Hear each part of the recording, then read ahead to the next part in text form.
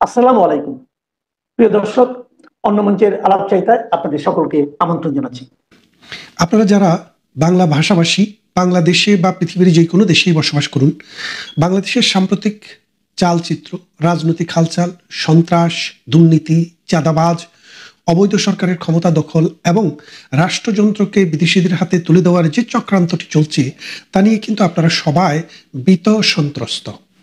শুধু আওয়ামী লীগ ক্ষমতা থেকে চলে গেছে বিষয়টা এরকম না, বিএনপি ক্ষমতায় এসে ঢুকবে সেই সুযোগটাও কিন্তু আস্তে আস্তে সংকুচিত হয়ে যাচ্ছে।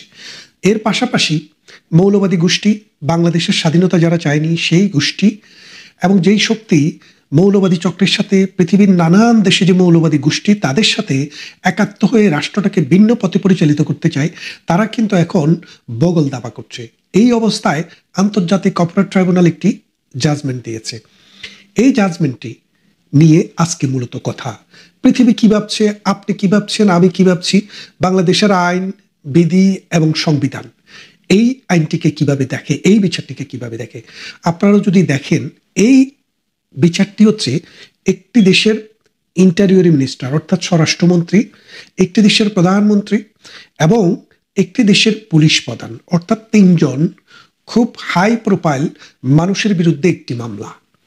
এখন আপনি হাই প্রোফাইল হন আর লো প্রোফাইল হন, আপনি যদি আইন ভঙ্গ করেন, নীতি ভঙ্গ করেন, বিধি ভঙ্গ করেন, আপনার বিরুদ্ধে বিচার হতে পারে। আমরা সেটার সাথে একমত, বিচার হতে পারে। বিচার হবে না কেন? Nobody is above the law. কোনো ব্যক্তি এই বিচারের ঊর্ধ্বে না। সাম্প্রতিক এই মহান বাড়িটি দিয়েছেন ডক্টর ইউনূস, আমাদের ইউনূস। অথচ তার বিরুদ্ধে যখন মামলা হয়, তিনি ওই আমেরিকার নিউ ইয়র্ক টাইম পত্রিকায় বিজ্ঞপ্তি দিয়ে 100 জন নোবেল লরিয়েটের স্বাক্ষর নিয়ে তাকে বিচার থেকে অব্যাহতি দেওয়ার জন্য, খালাস দেওয়ার জন্য তিনি কিন্তু এটি ক্যাম্পেইন করেছিলেন। তো ওই জুনা খাইলে গুণা নাই সেই কথাটা বোঝেননি, নিজের উপরে এসে পড়লে সেটা তো কোনো না কোনো ওয়েতে সেটাকে বাঁচতে হবে। তো এই অবস্থায় এই বিচারটি যখন হয় বাংলাদেশে, আপনারা এই বিচারের প্রেক্ষাপটটি জানেন যে 1971 সালে মহান মুক্তিযুদ্ধের সময়ে বাংলাদেশে 9 মাস ধরে জামাত ইসলামী তার ছাত্র সংঘ, তার মুসলিম লীগ দোসর, রাজাকার, আল বদর, আল শামস, শান্তি কমিটি এইরকম অসংখ্য বাহিনী করে পাকিস্তান বাহিনীর সাথে প্যারামিলিটারি হিসেবে কাজ করেছে। এই প্যারামিলিটারি হিসেবে কাজ করতে গিয়ে লক্ষ লক্ষ মানুষের বাড়িতে আগুন দিয়েছে। যারা মুক্তিযুদ্ধে গিয়েছে তাদের গোয়ালের গরু নিয়ে গেছে, তাদের পুকুরের মাছ তুলে নিয়ে গেছে, তাদের নারীদেরকে ধরে ধরে গনিমতের মাল হিসেবে পাকিস্তানি বাহিনীর কাছে সোপর্দ করেছে, যার পরিমাণ 2.5 লক্ষ নারী দর্শিত হয়েছে। 1 কোটি মানুষ এই বাস্তুহারা হয়ে বাংলাদেশ থেকে ভারতের বন্দি শিবিরে, আশ্রয় শিবিরে গিয়ে আশ্রয় নিয়েছে। সেই রকম একটা অবস্থায় যখন 9 মাস যুদ্ধের পর, ভারত সর্বাত্মক যুদ্ধে আমাদের সাথে অংশগ্রহণ করার পর আমরা একটা স্বাধীন রাষ্ট্র পাই। সেই স্বাধীন রাষ্ট্রে প্রশ্ন হলো, যারা 1971 সালের দীর্ঘ মুক্তি সংগ্রামে হত্যা, ধর্ষণ, লুণ্ঠন, নির্যাতনের সাথে জড়িত ছিল, তাদের বিচারটা কিভাবে করা হবে? 1972 সালের আমাদের 4 নভেম্বর যখন আমাদের সংবিধান প্রণীত হয়, গ্রহণ করা হয় এই সংবিধানটিকে মহান জাতীয় সংসদে, তারপরে 73 সালে এই প্রথমে একটি দালাল আইন করা হয়েছিল, কিন্তু দালাল আইনটি দিয়ে এই রকমের বিচার করাটা একটু টাফ ছিল। দালাল আইন ছিল মূলত যারা পাকিস্তানের কোলাবোরেটর তাদের জন্য, কিন্তু যারা সরাসরি কোলাবোরেটর হয়ে তারা দর্শন, হত্যা, লুণ্ঠন, আর্মি মানে মুক্তিবাহিনীকে হত্যা, মানুষকে ডিসপ্লেস করা, ধর্মান্তরিত করা এবং বিশেষ জাতিগোষ্ঠী যেমন হিন্দু জাতি গোষ্ঠী একটা গোষ্ঠী, তাদেরকে ক্লিনজিং করার যে চেষ্টা হয়েছে, সেই জন্যই কিন্তু পরবর্তীতে আন্তর্জাতিক অপরাধ আদালতটি, ট্রাইব্যুনালের যে অ্যাক্ট, সেই অ্যাক্টটি প্রণয়ন করা হয়। তার মানে হঠাৎ করে এটা প্রণয়ন করে 2009 সাল থেকে বিচার শুরু হয়েছে, বিষয়টা কিন্তু এমন না। তার মানে 1973 সালেই বিচারটা করার জন্য একটি আইন করা হয়েছে। সেই আইনটি করার পর দীর্ঘ সময় চলে গেছে, কারণ বঙ্গবন্ধুকে হত্যার পর 1975 সালে সেই প্রতিক্রিয়াশীল গোষ্ঠীর ছায়া সরকার বাংলাদেশে ক্ষমতায় ছিল, যার কারণে তাদের আশ্রয়ে প্রশ্রয়ে এই বিষবৃক্ষ বাংলাদেশে প্রভাব বিস্তার করেছে, শিখর গজিয়েছে। আপনারা জানেন 72 সংবিধানে বলা হয়েছিল যে বাংলাদেশে কোনো ধর্মভিত্তিক রাজনৈতিক দল থাকবে না, ধর্ম যার যার, রাষ্ট্র সবার। অসাম্প্রদায়িক চেতনার এই রাষ্ট্রে ধর্ম হবে প্রত্যেক মানুষের ব্যক্তির, আর রাষ্ট্র হবে সকল মানুষের সামষ্টিক। এই অর্থে জামায়াতে ইসলামীকে বাংলাদেশে কিন্তু নিষিদ্ধ সংগঠন ছিল। কখন? 1972 সালের সংবিধানে। কেউ অর্ডার দিয়ে এটাকে বাতিল করেনি। বাংলাদেশ যে সংবিধান গ্রহণ করেছিল সেই সংবিধানে জামায়াতে ইসলামীর অস্তিত্ব আর ছিল না। পরবর্তীতে বঙ্গবন্ধু হত্যার পর জিয়াউর রহমান জামায়াতে ইসলামীকে আবার রাজনীতি করার সুযোগ দেয় এবং বেগম খালেদা জিয়া গোলাম আজমকে বাংলাদেশে নিয়ে আসে। তো এই প্রেক্ষাপটে আমরা যখন 96 সালে আওয়ামী লীগ ক্ষমতায় আসে তখন আমরা প্লেজ দিয়েছিলাম, মানুষের কাছে বলেছিলাম যুদ্ধাপরাধীদের বিচার এবং বঙ্গবন্ধু হত্যার বিচার আমরা করব। এবং সেই ধারাবাহিকতায় কিন্তু আমরা বহুদিন পর, 40 বছর পরে সেই বিচারটি শুরুও করি এবং সেই বিচারটি আমরা করতে সামর্থ্য হই। একটা বিচারের একটা অংশ করা হয়েছে এবং অনেকের এক্সিকিউশন হয়েছে, বাকি যাদের বাকি ছিল সেটা চলমান ছিল। বর্তমান সরকার আসার পরে জেলে যারা ছিল তাদেরকে বের করে দিয়েছে এবং ওই বিচার প্রক্রিয়াটা বন্ধ করে দিয়েছে। অন্যদিকে তারা বিচার শুরু করলো কার? প্রধানমন্ত্রী শেখ হাসিনা, স্বরাষ্ট্রমন্ত্রী সহ। কোন বিচারে? ওই যুদ্ধাপরাধীদের মামলায়। এখন আপনারা একটা জিনিস খেয়াল করে দেখেন, 1971 সালের যে অ্যাক্টটি করা হয় ওই অ্যাক্টটিতে বলা ছিল, 73 সালের অ্যাক্টে, যে এটা হলো 1971 সালের 26 মার্চ থেকে 16 ডিসেম্বর পর্যন্ত যুদ্ধকালীন সময়ে যে অডাসিটি হয়েছে তার বিচার করার জন্য। তাহলে ওই সরকার এই বিচারটা করার জন্য যে আইনটি করেছে 2024 সাল কিন্তু 1971 সালের মধ্যে পড়ে না। এই 2024 সালে শেখ হাসিনা, কামাল সাহেব অথবা যাদের বিচার হচ্ছে তাদের যদি বিচার করতে হয় তাহলে বাংলাদেশে কিন্তু প্রচলিত একটি পেনাল কোড রয়েছে, আপনি সে আইনে বিচার করেন, কারণ এটা তো 1971 সালের বিচার না। সুতরাং প্রথমত এই জাজ, এই আদালত, এই বিচার সমস্ত অবৈধ, নাল এন্ড ভয়েড। কারণ 2024 সালের মামলা 1971 সালের যে প্রেক্ষাপট সেই প্রেক্ষাপটের উপরে ভিত্তি করে চলে না। প্রথম প্রশ্ন। দ্বিতীয়টি হচ্ছে, আপনি দেখেন যে বিচারকের নিয়োগ বাংলাদেশে বলা হয়েছে যে একজন জাস্টিস যদি 67 বছর হয়, অর্থাৎ আমাদের কনস্টিটিউশনের 96 আর্টিকেল 96 আর এটার প্যারাগ্রাফ হচ্ছে 1, ওখানে বলা আছে যে একজন বিচারক হাইকোর্ট অথবা সুপ্রিম কোর্টে 67 বছর পর্যন্ত বিচারে থাকবে না। আগে এটি 64 বছর বা 63 বছর, 64-65 ছিল। জিয়াউর রহমানের দল যখন বিএনপি ক্ষমতায় থাকে, মওদুদ আহমদ সাহেব 3 বছর বাড়িয়ে এটাকে 67 বছর করেছে। তো 67 বছরের পরে আইনগতভাবে বাংলাদেশের সংবিধান অনুসারে কোনো মানুষ আর বিচারক থাকার যোগ্য না। কোথায়? যদি হাইকোর্ট লেভেলে বা সুপ্রিম কোর্ট লেভেলে হয় তাহলে যোগ্য না। এখন এই যে মনে করেন আজকে যে 6জন বিচারক নিয়োগ দেওয়া হয়েছে, মানে ICT 1 এবং ICT 2। ICT 2 এর যিনি চেয়ারম্যান তার নাম হচ্ছে নজরুল ইসলাম খান, নজরুল ইসলাম চৌধুরী। এই নজরুল ইসলাম সাহেব আজ থেকে 6-7 বছর আগে 67 বছর হওয়ার পরে সুপ্রিম কোর্টের বিচারক হিসেবে অবসরে গিয়েছেন, অর্থাৎ সুপ্রিম কোর্টের অ্যাপিলেট ডিভিশনের বিচারক হিসেবে অবসরে গিয়েছেন।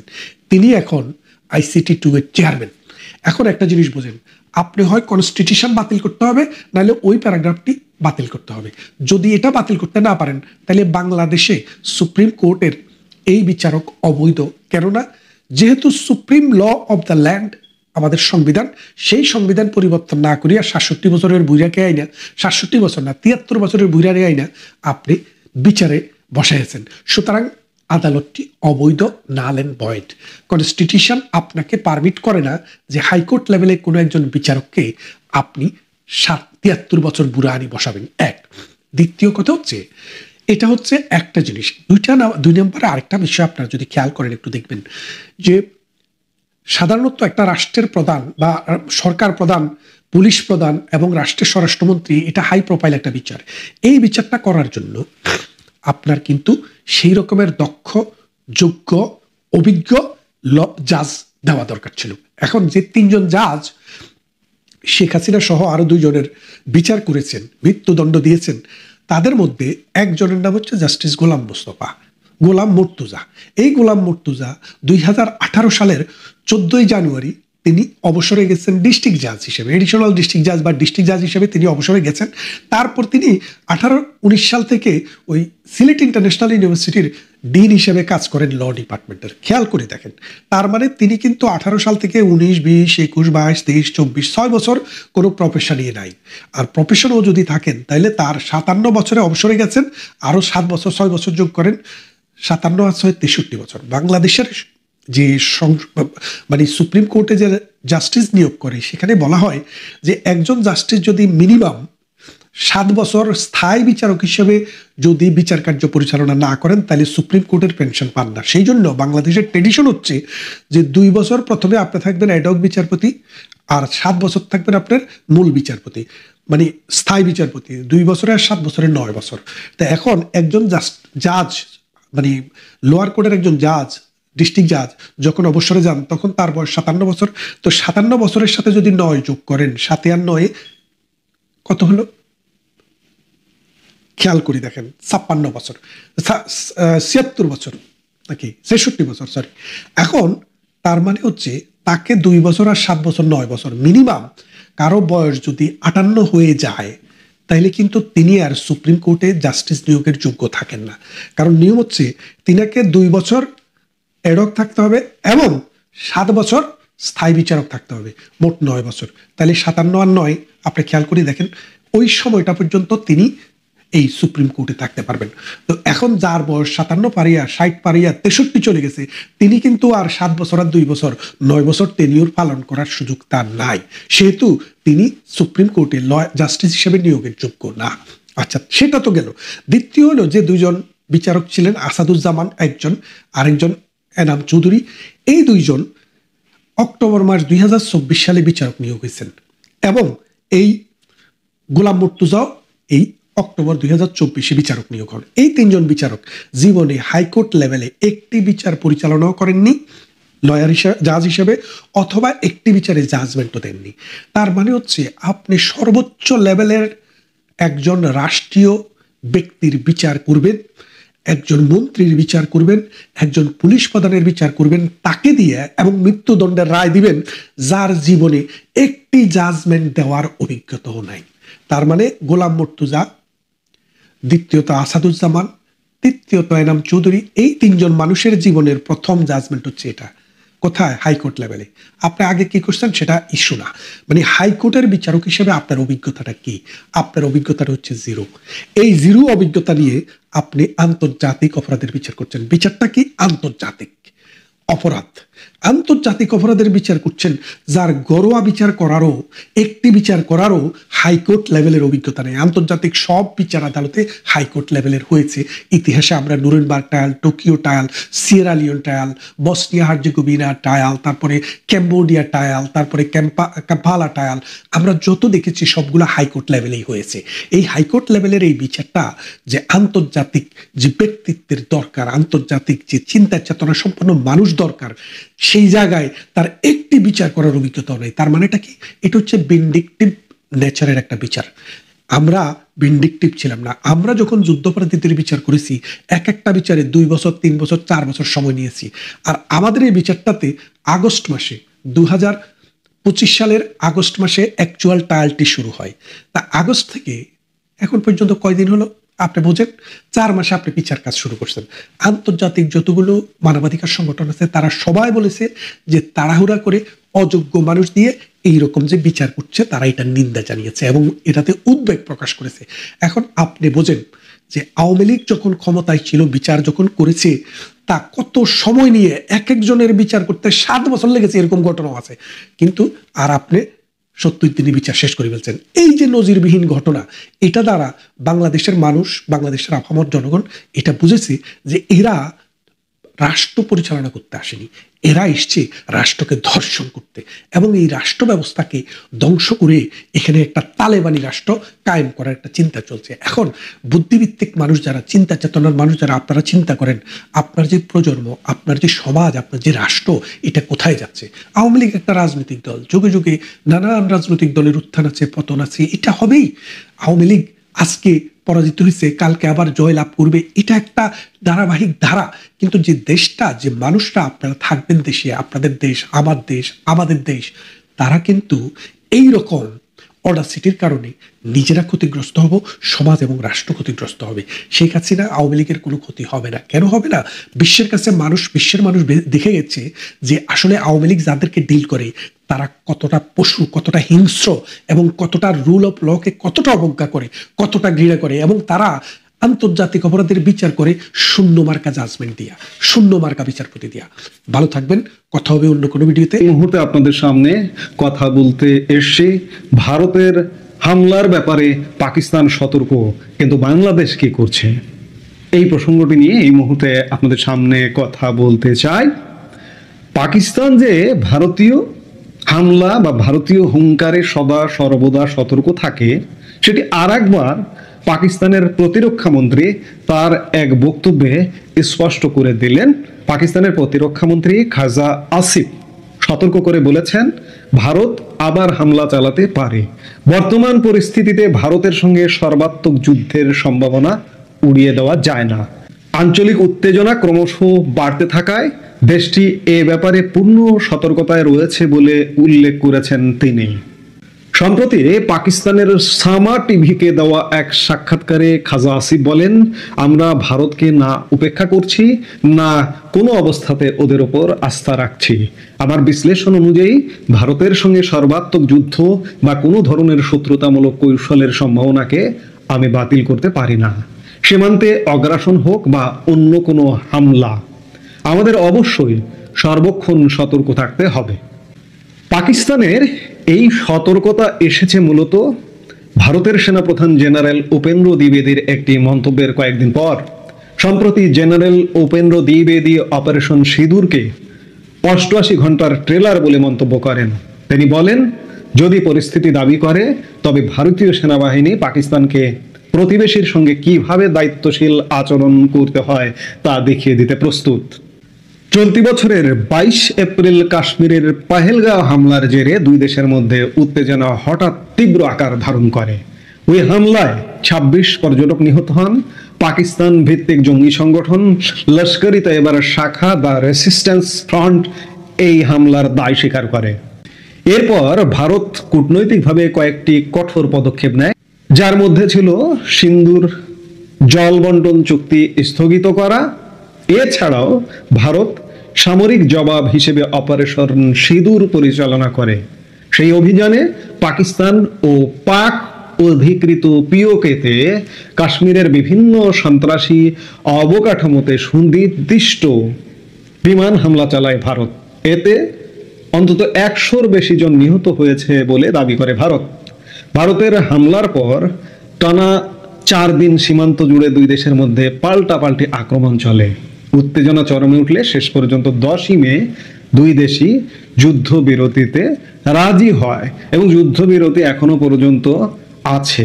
কিন্তু ভারত এ কথা সদা সর্বদাই বলে যে আমাদের অপারেশন সিঁদুর কিন্তু বন্ধ হয়নি, চলমান আছে, বিরতি চলছে।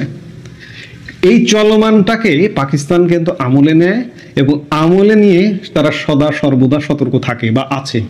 পাকিস্তানের প্রতিরক্ষা মন্ত্রী খাজা আসিফ সাম্প্রতিকতম সাক্ষাৎকারে তিনি সেটাই বোঝাতে চেয়েছেন। এর সাথে পাকিস্তানের সাথে আপনারা নানান আলাপ গল্প গণমাধ্যম বিভিন্ন কানাঘুষা থেকে বুঝতে পারছেন যে বাংলাদেশও এখন ভারতের লক্ষ্যবস্তুতে পরিণত হয়েছে। আমি আজকে দিনের আরেক ভাগে একটা ভিডিওতেও আলাপ করেছি, কয়েকদিন যাবতই আলাপ করছি, বিশেষ করে 10 নভেম্বর দিল্লি ব্লাস্ট ঘটনাকে কেন্দ্র করে।